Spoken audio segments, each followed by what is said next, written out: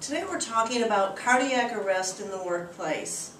For many of you who work full-time, you spend over 2,000 hours at work each year. Most of us work overtime, so it's probably a lot more than that. But work and where we work is something that takes up a large part of our life. And life-threatening accidents can occur anywhere. Work is also a place where we have stress, we have anxiety, we may have heavy workloads that cause us to risk having a heart attack here in our workplace. So we need to be prepared. Let's look at what we can do as employees and employers to make a safer place for everyone to work.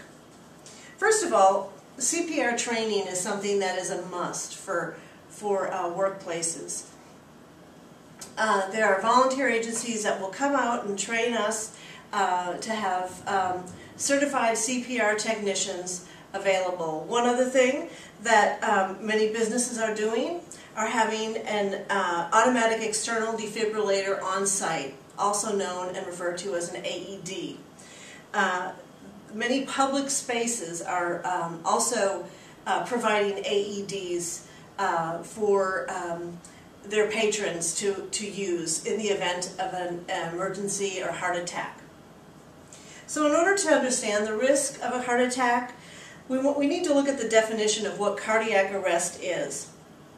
The American Heart Association defines sudden cardiac arrest occurring when ventricular fibrillation takes place or when the heart completely stops beating. Cardiac arrest victims may be stricken without warning. Without medical attention, the individual collapses and loses consciousness. Victim becomes unresponsive and may die. Many heart attack victims have no prior history of a heart problem. Cardiac arrest may occur due to a number of factors. As we mentioned earlier, severe emotional stress can be a trigger. Those with a family of history of heart attack are also more susceptible. And of course, smoking, obesity, and high cholesterol also can lead to cardiac arrest. High blood pressure, diabetes, and underlying health problems can also trigger this. If you are to be involved in an accident at work with electrocution, that would also, in many cases, result in sudden cardiac arrest. So now that we've looked at the definition of cardiac arrest, let's look at the incidence of this life-threatening emergency in the actual workplace. In the United States, heart disease is the #1 killer among men and women. Again, heart disease is the #1 killer. In 2002, statistics showed that 28.5% of all deaths in the U.S. resulted from heart disease. Approximately 10,000 sudden cardiac arrests happen in the workplace, according to OSHA. Every year, 10,000 in the workplace. And approximately 68% of these happen in men and 32% happen in women. So medical studies have shown that we can reduce the incidence of sudden cardiac arrest in the workplace. And let's look at how we play a role in the prevention of this death-causing accident in the workplace. The American Heart Association again says if we have chest discomfort, primarily in the center of the chest, which lasts more than a few minutes and doesn't go away, that can be a signal. Discomfort in other parts of the upper body, such as arms, neck, jaw, and pain and discomfort even in the back or the stomach. Shortness of breath, of course, is another symptom of sudden cardiac arrest. Lightheadedness and breaking out into a cold sweat. So these are the kinds of things you want to be aware of when you're with your coworkers and you see any of these kinds of symptoms. That can give you a heads up as to perhaps this person is in danger of having a sudden heart attack. So with our AED thankfully equipped here at work, everyone is able to train on it and learn how to use it.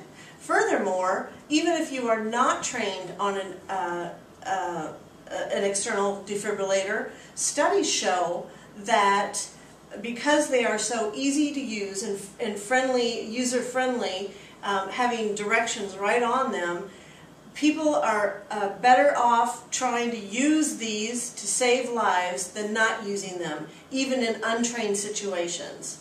So again, they're very easy to use, very unlikely to cause any damage, but very likely to be the cause of making sure somebody stays alive after having a sudden cardiac arrest in a public space or a workspace. That is why these defibrillators are out marked for the public to use. They are not locked away, they are not hard to find in most cases. If a victim has to wait for emergency services to get to the workplace, their survival rate is reduced to 5% to 7%. That is why workplaces equipped with AED defibrillators and employees who are willing to use them can save the very lives of their co-workers who may succumb to sudden cardiac arrest. With on-site defibrillation, studies show within 3 minutes, OSHA reports an increase up to 70% survival rate. So by using that defibrillator, that person has a 70% survival rate, whereas if we wait for the emergency services, that goes down to 5 to 7%. So we've explored cardiac arrest in the workplace, what it is. We've seen that it's a serious problem with